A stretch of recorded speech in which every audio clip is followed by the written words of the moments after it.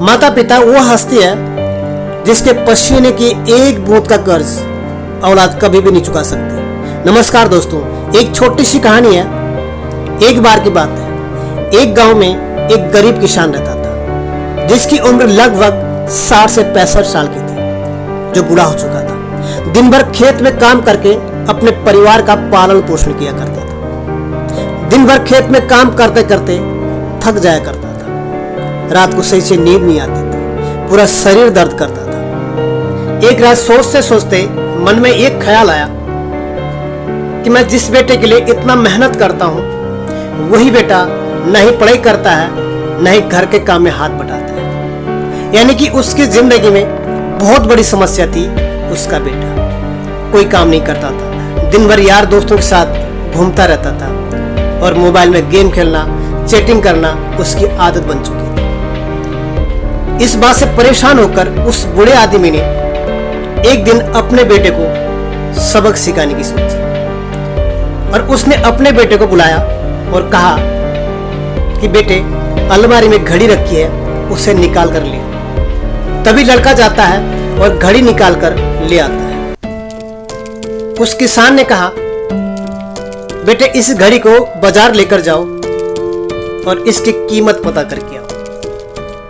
अब लड़का घड़ी लेकर बाजार चला जाता है। उसने हर दुकान में जाकर उस घड़ी की कीमत पूछी। तभी किसी ने 200, किसी ने 500, किसी ने 700 रुपए बताई उस घड़ी की कीमत। पूछते पूछते शाम हो चुकी थी।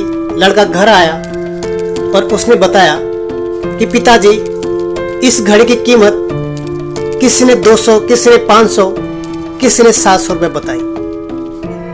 तब किसान ने कहा, ठीक है, कोई बात नहीं, अब तुम इस घड़ी को रख दो और जाओ। वह लड़का घड़ी रख के वहां से चला गया और अगली सुबह बूढ़ा किसान दोबारा अपने बेटे को बुलाता है और कहता है, बेटे मेरी घड़ी निकाल कर ले आओ। तभी लड़का दोबारा जाता है और अलमारी से घड़ी निकाल कर लाता है। उस किसान ने लड़के को कहा,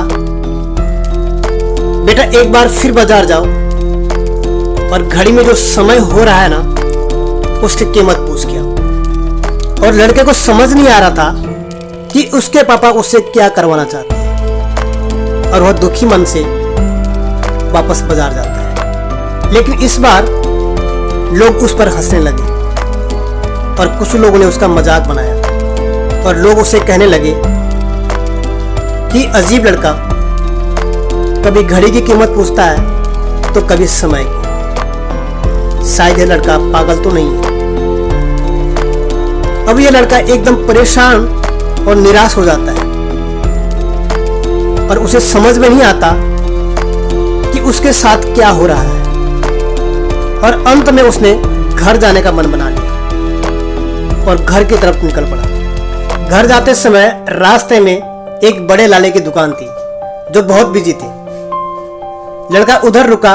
जैसे सेठ जी थोड़ा बिजी कम हुए, तब वह लड़का डरते हुए उनके पास गया और पूछा, सेठ जी, इस घड़ी में जो समय चल रहा है, इसकी कीमत क्या होगी? सेठ जी ने लड़के की तरफ देखा और वो समझ गए कि लड़का क्या पूछना चाहता है और बोला, देखो बेटा, इस घड़ी की कीमत हो सकती है, पर इस घड़ी में जो समय चल रहा है ना, इसकी कोई कीमत नहीं लगा सकता। तुम दुनिया की सारी दौलत देकर भी एक सेकंड के लिए अपने बीते हुए समय में वापस नहीं जा सकते। तुम करोड़ों रुपए देकर भी अपनी जिंदगी का एक सेकंड नहीं खरीद सकते। इसलिए इस टाइम का सही उपयोग करो। टाइम की एक अच्छी बात है और एक बुरी बात है। बुरी बात यह है कि टाइम गुजर जाता है और अच्छी बात यह है कि तुम इसे किस तरह से गुजारते हो, ये तुम्हारे हाथ में है। हम सभी के पास दिन में सिर्फ 24 घंटे ही होते हैं। इन 24 घंटों में तुम क्या नया करते हो, तुम क्या बनना चाहते हो, ये सिर्फ तुम्हारी सोच पर निर्भर करता है। बुरी बात यह है कि समय नहीं है। अच्छी बात यह है कि समय अभी भी है। डिसाइड आपको करना दोस्तों।